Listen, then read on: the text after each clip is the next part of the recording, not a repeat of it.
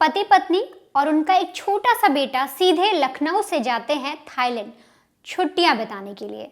लेकिन कुछ ही दिन बाद लड़के के परिवार वालों को एक कॉल जाता है। उनके पिता को कहा जाता है कि आपकी बेटी की लाश फलाना फलाना रूम नंबर में पड़ी हुई है, आकर आप लोग देख लीजिए। जब इस पर पिता बोलते हैं कि उसका पति कहाँ पर है, तो कोई जवाब नहीं आता। अभी आप जो तस्वीर देख रहे हैं, ये लड़की है प्रियंका शर्मा। ये लखनऊ की रहने वाली है। लेकिन अभी जो पूरी कहानी है, जो प्रियंका है उसके साथ कुछ ऐसा हुआ है जो बेहद झकझोरने वाला है। इसकी मौत होती है थाईलैंड में, लेकिन इसका पति इसे छोड़कर वापस आ जाता है और कहानी यहीं से शुरू होती है। इस कहानी में यहीं से ट्विस्ट आता है और ये कहानी यहीं से बेहद पेचीदा हो जाती है। दरअसल मैं आपको पहले कुछ तस्वीरें दिखाती हूँ। आप इस वक्त कुछ तस्वीरें देख रहे हैं। ये प्रियंका शर्मा है, इनके साथ इनका बेटा है, साथ ही पति भी दिखाई दे रहे हैं। जो पति हैं उनका नाम है आशीष और महिला का नाम मैंने आपको बता ही दिया है। लेकिन इन दोनों के बीच में बेहद प्यार था। ये दोनों एक दूसरे से बहुत प्यार करते थे। साल 2017 में ये दोनों शादी करते हैं। जो आशीष हैं वो पेशे से डॉक्टर हैं और अब जो पिता है वो आरोप लगा रहे हैं कि डॉक्टरी का फायदा उठाकर ही जो दामाद है उसने मेरी बेटी का कत्ल कर दिया। कत्ल क्यों किया, क्या है वजह, वो आपको बताऊंगी। लेकिन पहले छोटी सी बैकग्राउंड जो है इनकी पूरी कहानी का, वो जानना आपके लिए बेहद ज़रूरी है। जैसे मैंने आपको बताया कि साल 2017 में इन लोगों की शादी होती है, लव मैरिज थी। शादी हो जाने के बाद 2021 में जो प्रियंका है वो एक बेटे को जन्म देती है। उसका नाम रखा जाता है प्रिंशु। अब बेटे के जन्म के बाद अचानक जो लड़का है यानी कि जो आशीष है वो थोड़ा चिड़चिड़ा रहने लग जाता है। धीरे धीरे जो उसकी आदतें हैं वो बदलने लग जाती हैं और इनकी लाइफ में कुछ जो प्यार है, आप ये समझिए, वो कम होने लगता है। अब प्रियंका जब इसकी वजह पता लगाने की कोशिश करती है तो सामने आता है लव एंगल। प्रियंका को पता लगता है कि उसके पति का कहीं अफेयर चल रहा है और जब अफेयर की बात पता लगती है, इसके बाद वो साल 2022 में अपने पति के खिलाफ कंप्लेन भी करती है। उसका पति यानी आशीष जो है वो प्रियंका को लगातार प्रताड़ित करता रहता है, उसको मारता पीटता है, जिसको लेकर वो पुलिस स्टेशन जाती है और केस दर्ज कराती है। लेकिन बाद में परिवार के सलाह मशवरा के साथ उन लोगों ने जो सुलझाया, जो पिता ने समझाया, ससुर जी ने समझाया, सबने जो मिलके इन लोगों को समझाते हैं, उसके आधार पर जो केस है वापस लिया जाता है। फिर से ये लोग अपनी नॉर्मल लाइफ जीने लगते हैं। लेकिन जो चीज़ें थी वो धीरे धीरे बिगड़ती जा रही थी। उसको ठीक करने के लिए आशीष प्लान बनाता है और बोलता है क्यों ना हम सब, अब नए साल का मौका है, साल 2025 चल रहा है, कहीं घूम कर आते हैं। और 4 जनवरी को ये लोग थाईलैंड के लिए निकल जाते हैं। लेकिन 8 तारीख को अचानक से एक पिता को कॉल जाता है और कहा जाता है कि आपकी बेटी की मौत हो गई है और मौत की वजह है बाथ टब में डूब गई है वो आपकी बेटी। उस वक्त वो नहाने गई थी और वहीं पर वो उसमें गिर गई, जिसकी वजह से पानी बढ़ता चला गया, उसे सांस नहीं आई, वो उसका दम घुट गया और वो वहाँ पर मर गई। इस पर जब पिता पूछते हैं कि मेरी बेटी के साथ उनका एक छोटा सा बच्चा होगा, मेरे दामाद होंगे, वो कहाँ पर हैं, तो पता लगता है कि वो लोग वापस इंडिया आ चुके हैं, वापस लखनऊ आ चुके हैं। इस मामले में जब हमने जो लड़की हैं उनके पिता से बात की तो उन्होंने बेहद चौंकाने वाली चीज़ें बताई। उन्होंने कई तरीके के आरोप लगा दिए अपने दामाद पर। उन्होंने कहा कि जो उनका दामाद है उन्हीं ने उनकी बेटी का कत्ल किया, यानी प्रियंका का मर्डर किया गया है। जो पिता हैं उन्होंने ये आरोप लगाए कि जो मेरी बेटी है वो कुछ नहीं जानती, उसको वो रात को ऐसे नहाने नहीं जाएगी। आप ये सोचिए कि बाथ टब में इतनी रात को कोई नहाने क्यों जाएगा। जो पिता है वो साफ तौर पर कह रहे हैं कि जो मेरा दामाद है वो डॉक्टरी जानता है, उसने ज़रूर उसका फ़ायदा उठाया और मेरी बेटी को नशे का कोई ऐसी चीज़ खिला दी या पिला दी है जिसकी वजह से जैसे ही वो पानी में गई वो बेहोश हो गई और इस वजह से उसकी मौत हो गई। एक बार आप खुद सुनिए जो लड़की है, जो प्रियंका है, उसके पिता क्या कह रहे हैं और किस तरीके से आरोप लगा रहे हैं दामाद पर। फिर मैं आपको कुछ और चीज़ें बताऊंगी कि जो पिता ने बताई हैं कि वीडियो कॉल पर जब उनकी बेटी से बात होती है तो वो वहाँ क्या बताती है, उस वक्त थाईलैंड में उनका पति क्या कर रहा था। लेकिन आप सबसे पहले एक पिता की जुबानी सुनिए उनकी बेटी का दर्द। मेरी बेटी की शादी 3 दिसंबर 2017 को हुई थी और बीच में तो सब ठीक ठाक रहा। उसके बाद से उसका बेटा पैदा हुआ। बेटा के पैदा होने के बाद से कुछ महीनों बाद से उसके लाइफ में थोड़ा सा तनाव आने लगा, इसलिए कि उसकी पति के संपर्क में कोई एक महिला आई थी जिसको लेकर के आपस में लड़ा झगड़ा करते थे। हम लोगों ने फिर उस समय FIR भी दर्ज कराया था, लेकिन चूँकि नाती था और तो उसके लड़के हमारे दामाद के पिताजी हम मिल करके कि घर न टूटे किसी का, समझा बुझा करके लोगों को राजी किए। ठीक ठाक चलता रहा और फिर अक्सर बीच बीच में वो कभी काल ऐसा भी होता था कि मार पीट भी करता था। एक बार उसने मार के हाथ भी तोड़ दिया था। एक बार ऐसा मारा कि उसके कान के पर्दे भी फट गए थे। इस तरह की वाक़या होती रही। लेकिन 4-5 महीना में हम लोग से काफ़ी मन उनका है ना आना जाना रहा। उसके बाद से ये लोग यहाँ से गए 4 जनवरी को गए, थाईलैंड गए। घूमने का प्लान बताया होगा आप लोग? हाँ, घूमने का प्लान बताया, क्योंकि अभी 24 अक्टूबर को 24 को हमारी पत्नी का देहांत हो गया था। तो काफ़ी वो नर्वस रहा करती थी। तो हमसे बता रहे थे कि हमारे हस्बैंड बोले कि चलो तुम घूमाओ कहीं, तुम्हारा है ना मूड फ्रेश हो जाए। तो ये कह के गए कि हम जा रहे हैं वहाँ घूमने। और ये 5 तारीख को वहाँ थाईलैंड पहुँचे। उसके बाद से 7 तारीख की रात, नहीं 8 तारीख को सुबह हमें लगभग 3 बजे के आसपास फ़ोन आता है वहाँ से। कितने दिनों के लिए गए थे? क्या पैकेज लिया था क्या? ये पैकेज के विषय में तो हमें नहीं, लेकिन हमको बेटी हमें बताई थी कि हम 14 तारीख को आ जाएंगे।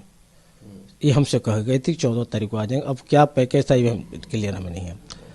8 तारीख को लगभग सुबह 3 बजे हमारे पास फ़ोन आता है हमारे बेटी के हस्बैंड का कि प्रियंका नहीं रही। हमने क्या हो गया? बोले कि हम हॉस्पिटल में और वो बाथ टब में डूब करके उसकी डेथ हो गई है। तो मैंने पूछा कि इस समय कौन 2 बजे नहाता है? करें नहीं, हम लोग घूमने उमने गए थे, मसाज कराए और उसके बाद से आए। तो उन्होंने जो बताया कि हम भी ड्रिंक किए, वो भी ड्रिंक की। और उसके बाद से हम बेटे के लिए जूस लेने चले गए और ये बाथ टब में नहाने चली गई। जबकि हमें ये पता है कि वो पानी से बहुत डरती थी। अच्छा, पानी से डरती थी? बहुत डरती। कहीं भी वाटर पार्क तो कभी जाती ही नहीं थी वो, है ना। पानी से बहुत डरती थी। और 2 बजे रात में नहाने का कोई मतलब नहीं समझ में आया हमको। इसीलिए हमें डाउट हुआ कि इस तरह कोई ना कोई उस तरह से संगीन अपराध उसके साथ हुआ है। और ये लोग रात में कभी नहाती थी इस तरीके से? कभी नहीं नहाती थी। हमारे यहाँ तो कभी हम उसको नहीं देखे रात में नहाते हुए, है ना। और वाटर पार्क जाने के लिए नाम ही नहीं लेती थी। स्कूल की तरफ जाए तो जाएगी नहीं, जाएगी तो कहीं सहेलियों के साथ गई, लेकिन वहाँ पर है ना कभी नहीं वाटर पानी में यूज करती थी। उससे बहुत घबराती थी। क्या फिर हुआ उसके बाद आपको?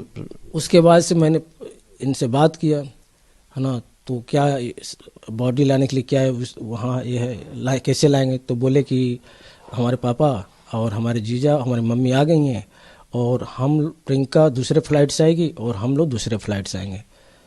शाम को बात हुई। दूसरे रोज़ सुबह उन्होंने फ़ोन कर बता रहे हैं कि पापा हम तो लखनऊ आ गए। हम शौक रह गए कि बेटी वहीं पर, उसके भी पोस्टमार्टम नहीं हुई, लखनऊ पहुंच गए। जैसे हमसे बताए थे कि 11 तारीख को पोस्टमार्टम होगा, और 11 तारीख को लोग यहाँ पहुँच गए। तो ये थोड़ा हमें शंका लगा कि इस तरह की बेटी को वहीं छोड़ करके यहाँ आ जाना, यही दे देंगे।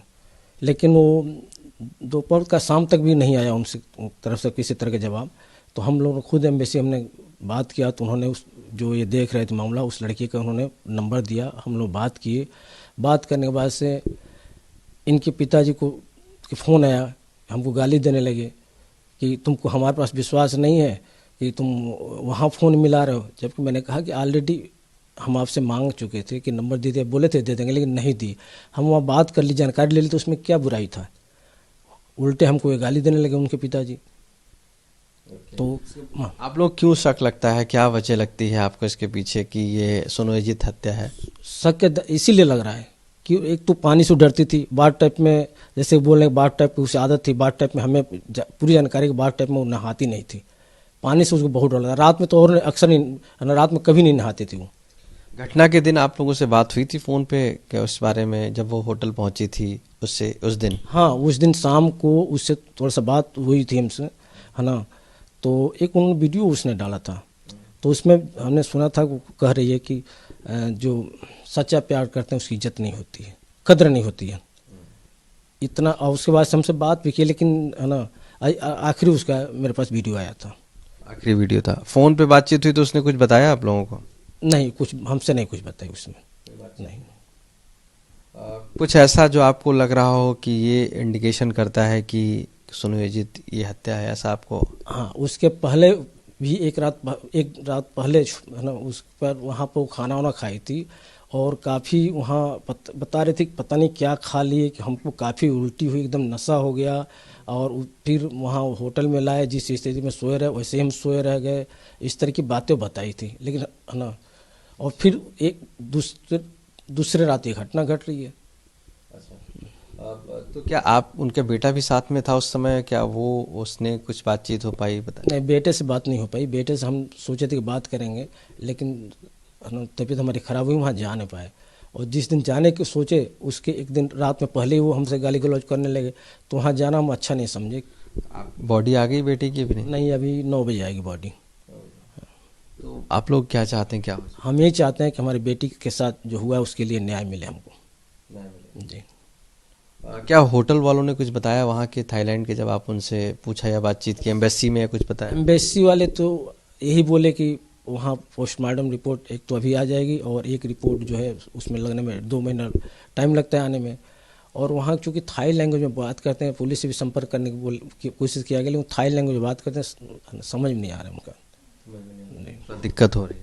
तो सुना आपने, एक पिता किस तरीके से दर्द बयां कर रहा है और बता रहा है कि उसकी बेटी के साथ कैसे कैसे प्रताड़ना हुई है, और एक दामाद पर, यानी अपने ही दामाद पर वो आरोप लगा रहा है कि हो ना हो मेरी बेटी की जो मौत है वो अचानक नहीं हुई, कोई एक्सीडेंट नहीं है, बल्कि एक प्री प्लान मर्डर है और उसको मर्डर करने वाला कोई और नहीं, उनका ही दामाद आशीष है।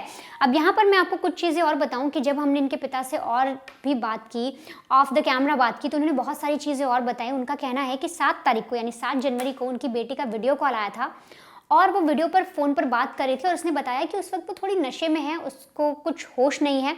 जब पिता ने पूछा कि ऐसा तुमने क्या खा लिया, क्या पी लिया, तो बताती है कि मैंने ना ऐसा कुछ खाया ना पिया, बल्कि मुझे मेरे हस्बैंड यानी आशीष ने ही एक जूस दिया था जिसको मैंने पिया, उसके बाद से मेरी हालत थोड़ी ख़राब लग रही है और मैं ठीक से चल नहीं पा रही हूँ, मुझे ऐसा लग रहा है जैसे मुझे नशा हो रहा है। इसके अलावा पिता ने यह भी कहा कि अगली रोज़ यानी 8 तारीख को उनकी बेटी लगातार उल्टियों पर उल्टियां कर रही थी। उसने अपने घर वालों को इस बात की अपडेट दी थी और अचानक उन्हें कॉल आता है रात को कि उनकी बेटी नहाने गई थी और वहाँ पर उसकी मौत हो गई। यहाँ पर एक चौंकाने वाली चीज़ जो प्रियंका के पिता हैं, उन्होंने ये भी कही कि जब इस पूरे मामले में, जब इस पूरी चीज़ की जानकारी हमें लगी और जो प्रियंका है उसके ससुराल वालों को लगी, तो जो ससुराल वाले यानी जो सास ससुर और उसके घर जो लड़के के घर वाले हैं, वो 9 तारीख को थाईलैंड पहुंच जाते हैं और वहां से बिना मेरी बेटी की लाश लिए, बिना कोई अपडेट दिए, कोई भी ऐसी चीज़ किए, आशीष अपने परिवार वालों के साथ थाईलैंड से वापस आ जाता है और इस पर उनका शक गहरा रहा है और इसीलिए बार बार वो ये कह रहे हैं कि मेरे दामाद के खिलाफ कार्रवाई की जाए और इसी के आधार पर उन्होंने एफआईआर रिपोर्ट, जो एफआईआर होती है, वो भी दर्ज करा दी है पुलिस स्टेशन में। और सीधे तौर पर इस पूरी जो पुलिस को पहली नज़र में एक्सीडेंट लग रहा है, जो बता रहे हैं कि वहाँ पर उनकी बाथटब में डूबकर मौत हो गई, वो साफ तौर पर जो पिता हैं वो इनकार कर रहे हैं। वो कह रही हैं उनकी बेटी की कोई एक्सीडेंटल मौत नहीं है, बल्कि प्री प्लान मर्डर है। जो मेरा दामाद है वो सोच समझकर मेरी बेटी को घुमाने के लिए थाईलैंड लेकर गया, ताकि इंडिया में अगर वो ऐसी कोई हरकत करता तो हम सब आसपास रहते, हम कहीं ना कहीं से पता लगा लेते। लेकिन उसने विदेश में जाके इस तरीके की वारदात को अंजाम दिया और बाकायदा उसने पहले मेरी बेटी को एक दिन पहले जूस दिया, उसके अगली रोज़ उसने मेरी बेटी को कुछ ऐसी चीज़ें दे दी जिसकी वजह से वो बेसुध हो गई और वो जब बाथटब में गई तो वहाँ पर वो डूब गई और ये बाकायदा एक कत्ल है। फिलहाल जो एफआईआर रिपोर्ट है वो पुलिस ने दर्ज कर ली है, लेकिन अभी इसमें पति के खिलाफ कोई कार्रवाई नहीं हुई है और आशीष के खिलाफ फिलहाल पुलिस ने ऐसा कोई स्टेटमेंट नहीं दिया है कि हाँ वो इस पूरे वारदात में शामिल है कि नहीं है, ये एक्सीडेंटल मर्डर है या नहीं है। पुलिस इस पूरे केस की जांच पड़ताल कर रही है। फिलहाल जो पिता के आरोप थे वो हमने आपको बता दिए, लेकिन अभी इसमें लड़के का पक्ष जानना भी बेहद ज़रूरी है, क्योंकि उस वक्त अपनी पत्नी के साथ वो शख्स मौजूद था। हो सकता है ये जो पूरी वारदात जिसको बताया जा रहा है कि एक वारदात है, प्री प्लान मर्डर है, ये एक्सीडेंट भी हो सकता है। तो इसीलिए जो लड़का पक्ष है उसकी बात भी सुननी बेहद ज़रूरी है। और तो और जब पुलिस इस पूरे मामले में कोई अपडेट देगी, कोई ऐसी कार्रवाई आगे बढ़ाएगी, तो हम आप तक ज़रूर पहुँचाएंगे।